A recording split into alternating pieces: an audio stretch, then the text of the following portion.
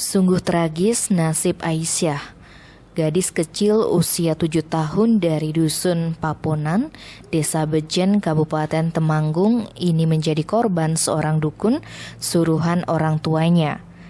Dia tewas setelah kepalanya direndam ke dalam bak mandi lantaran diduga kerasukan genderuwo.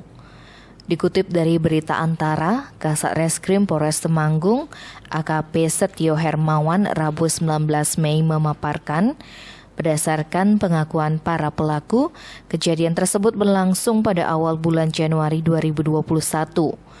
Awalnya kepala korban dimasukkan ke dalam bak mandi oleh para pelaku hingga tidak sadarkan diri dan meninggal dunia.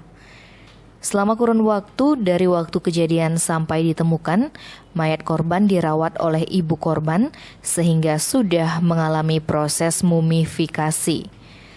Kejadiannya diperkirakan 4 bulan lalu. Namun peristiwa tersebut baru terungkap Minggu 16 Mei sekitar pukul 23.30 WIB.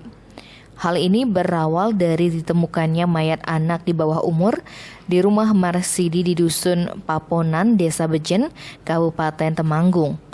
Saat itu bertepatan dengan Hari Raya Idul Fitri 1442 Hijriah, keluarga dari pihak ibu korban menanyakan keberadaan korban kepada orang tua korban karena sudah sekitar 4 bulan tidak kelihatan.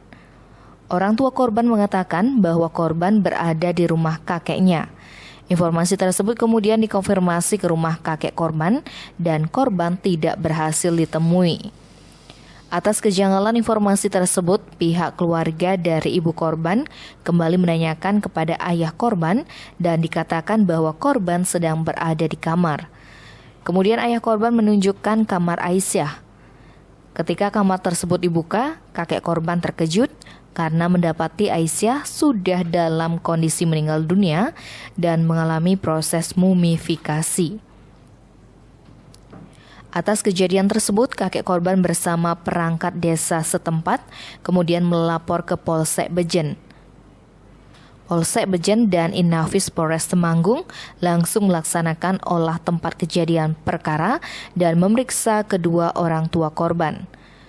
Kedua orang tua korban mengakui bahwa mereka telah melakukan penganiayaan sehingga korban meninggal dunia.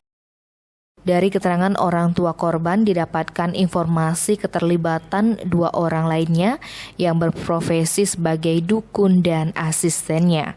Sementara hasil pemeriksaan, pihak Polres Temanggung menetapkan 4 orang sebagai tersangka, yakni ayah kandung dan ibu kandung korban, seorang dukun dan asistennya.